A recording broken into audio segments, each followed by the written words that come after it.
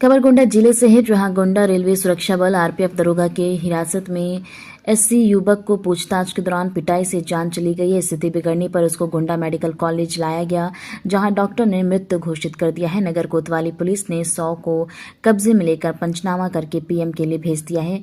PM होने के बाद परिजनों की तहरीर पर नगर कोतवाली में रेलवे सुरक्षा बल यानी कि आरपीएफ के 2 सब इंस्पेक्टर, एक ही सिपाही सहित कुछ अज्ञात वाहनों के खिलाफ हत्या व अन्य धाराओं में मामला दर्ज कर जांच शुरू कर दी है। अपर पुलिस अधीक्षक पूर्वी मनोज कुमार रावत ने ये जानकारी देते हुए बताया कि चोरी के एक मामले में आरपीएफ की टीम ने मंगलवार को संजय कुमार सोनकर नामक 35 वर्षीय युवक को घर से गिरफ्तार किया था, लेकिन तबियत खराब होने के कारण स्टडी में ही आरोपी संजय की उपचार के दौरान मेडिकल कॉलेज में मृत्यु हो गई है। उन्होंने बताया कि इस सिलसिले में मृतक के भाई राजू सोनकर की तहरीर पर आरपीएफ के दोदोरा गांव समेत कुछ जवानों पर हत्या समेत अन्य धाराओं में नगर कोतवाली में रिपोर्ट दर्ज की गई है।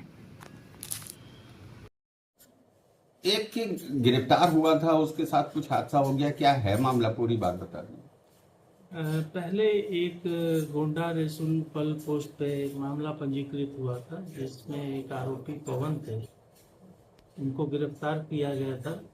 उसके एक वांछित अभियुक्त थे सोनकर, संजय सोनकर, वो उनकी गिरफ्तारी कल की गई थी।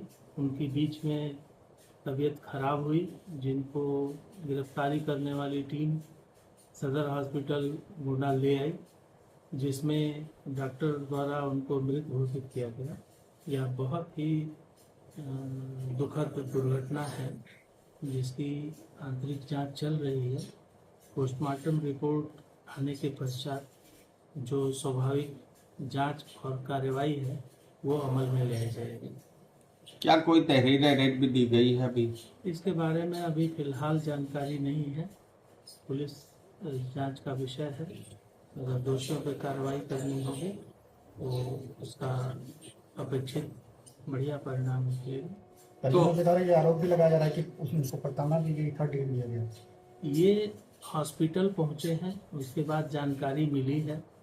मौके पे सभी अधिकारी, हमारे डीआईजी सर, मैं स्वयं वहाँ पे पहुँचे हैं, और जब तक पीएम रिपोर्ट नहीं आ जाती है तब तक इसके बारे में कुछ कहना मुनासिब नहीं है। तो ये आरपीएफ पोस्ट पे लाए गए थे गिरफ्तार करके? नहीं, ये सीधे गिरफ्तारी की गई थी, और इन लोगों द्वारा जो गिरफ्तारी की टीम थी वो इनको सदर हॉस्पिटल में ले जा करके डॉक्टर से मेडिकल परीक्षण कराया गया, जिसमें डॉक्टर ने इनको मृत घोषित कर दिया। किस आरोप में गिरफ्तारी हुई थी? इनको 3 RPU के एक्ट में ये वांछित थे और इनकी गिरफ्तारी हुई। कुछ बरामदगी भी हुई है जी, एक सरसों तेल का चोरी हुआ था एक वैगन में, दिनांक आपको 28/9/25 को, जिसमें एक अभियुक्त पवन की गिरफ्तारी हुई है, और ये उस कांड में वांछित थे।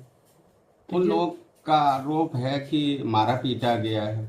ये पीएम रिपोर्ट आने के बाद उसका खुलासा होगा, तत्पश्चात जो वैधानिक कार्रवाई है उसको सख्ती से पालन किया जाएगा। गिरफ्तारी कितने बजे की गई थी? ये जानकारी अभी प्राप्त नहीं हुई है, पूरी जांच रिपोर्ट में इसका पता लगाया जाएगा, और पीएम रिपोर्ट में भी इसका खुलासा होगा कि उसकी गिरफ्तारी के कितने देर के बाद उसकी मौत हुई है, या जो है वो। परिजनों के मुताबिक 11 बजे सुबह उठाया गया और रात में 11 बजे हॉस्पिटल में ले जाया गया। इस बीच में वो कहाँ थे? इस बारे में स्पष्ट कहना भी मुश्किल है। जब जांच प्रक्रिया होगी तो वहाँ जो मौके के गवाह हैं, ग्रामीण हैं, उन सब की जांच की जाएगी, उसके पश्चात ही आपको सही जानकारी प्राप्त। कोई इंटरनल इंक्वायरी भी सेटअप करी है आप लोगों ने? हाँ, ये जांच अधिकारियों द्वारा निश्चित की गई है, और पीएम रिपोर्ट प्राप्त होने के बाद इसकी पूरी जांच करके कठोरतम कार्रवाई की। ये युवक कब से वांछित था इस मामले में? 28/9/25 से ये वांछित। चलो, अवगत कराना है कि आज दिनांक 5 नवंबर 2025 को थाना कोतवाली नगर पर थाना मोतीगंज क्षेत्र अंतर्गत ग्राम किनके निवासी एक व्यक्ति द्वारा सूचना दी गई कि कल दिनांक 4 नवंबर को उसके भाई संजय सोनकर को आरपीएफ पुलिस टीम चोरी के मुकदमे में हिरासत में लेकर गई थी, जिसकी आज संदिग्ध परिस्थिति में मृत्यु हो गई है। परिजनों का आरोप है कि यह घटना आरपीएफ पुलिस टीम द्वारा कारित की गई है। शव के पंचायतनामा की कार्रवाई कर पोस्टमार्टम करवाया गया। पोस्टमार्टम एक पैनल टीम द्वारा करवाया गया और साथ में वीडियोग्राफी भी करवाई गई है। मृतक के भाई की लिखित तहरीर के आधार पर थाना कोतवाली नगर पर 3 नामजद आरपीएफ पुलिसकर्मियों के विरुद्ध सुसंगत धाराओं में अभियोग पंजीकृत किया गया है। पोस्टमार्टम रिपोर्ट में मृत्यु का कारण स्पष्ट नहीं हुआ है और विसरा प्रिजर्व कर लिया गया है। प्रखंड में साक्ष्य संकलन की कार्रवाई की जा रही है और अग्रिम आवश्यक वैधानिक कार्रवाई की जाएगी। ये बताइए, ये मर्चरी में आई है, क्या है मामला, क्या हुआ है? मामला कोई नहीं था, वो चोरी चमारी वाला जो बता रहे हैं, सब उनको नाजायज नाम लिखा के फंसाए हैं। नहीं, रेलवे में कोई तेल की चोरी हुई थी, उसमें आपके पति को ले गए थे नहीं, क्या? हाँ लेके तो वही में आए थे। हाँ, लेकिन वो वहाँ पर गए नहीं थे कि चोरी करने गए। उनको सब गांव के लोग लिखा के बता के उनका नाम लिखवाया। उसके बाद एक लोग कल गए 11 बजे, हम वहीं अपने द्वार पर खड़ी रहे। ये गए रहा धान देख के आए, धान कटत रहा, दाम आजाद रहा, देख के आए हुआ हमारे द्वारा पर से पकड़ ली, हिंदू जी ने लेके चल दी। उनका लाई के मारी के तभी अस्पताल में पहुँचाई, जब मरी गया है तब। कब जानकारी आपको मिली? हमें सुबह जानकारी रही है। किसके माध्यम से? प्रधान के लगे फ़ोन करा। क्या फोन गया? प्रधान के लगे फ़ोन गया, तभी पता लगा कि वो भर्ती हैं, नीक सूख हैं, और उसके बाद में पता लगा कि ख़त्म हो चुके हुए। अच्छा, ये घटना जो हुई है, इसके पहले कहीं चोरी के मामले बंद हुए थे क्या? नहीं, कबो नहीं। यहाँ रहते ही नहीं रहे। हाँ, तो पुलिस किस आधार पर इनको ले गई जीआरपी? क्या बता के ले गई थी? आप लोगों से क्या बात हुई? कुछ बात ही नहीं हुई उनसे। हाँ, उनको वो फोटो मोबाइल में थी, उनको दिखा के बोले कि तुम ही हो, वो हाथ पकड़ के लेके चल दिए। कोई पहुँच ही नहीं पाया वहाँ तक। अच्छा, अब क्या मांग है प्रशासन से आपकी? हमारी मांग यही है कि जैसा हमारे पति के साथ हुआ वैसा ही हो उसके साथ। जेका जुलुम चाहे हमारे जो लड़का मारिन गई क्या नाम है, कहाँ की है आप? हम कालावती नाव है। कहाँ के रहने वाले हैं? कहाँ अपन घर लागत है किनकी? ये मर्चरी में आई है, क्या है मामला? कौन आपके यहाँ खत्म हो गए? हमार लड़का हुए। क्या हुआ था? माँ डारी नहीं, पुलिस पकड़ ली का आरपीएफ वाले। काहे ले पकड़ के लाए थे? नहाक नहाक किस चीज में पकड़े थे? जगह अन्नाग उन्नाग लेके आए हैं दादा, घर से उठाए लाए जा रहे धान ना ही चोरी वोरी ना ही कुछ कर।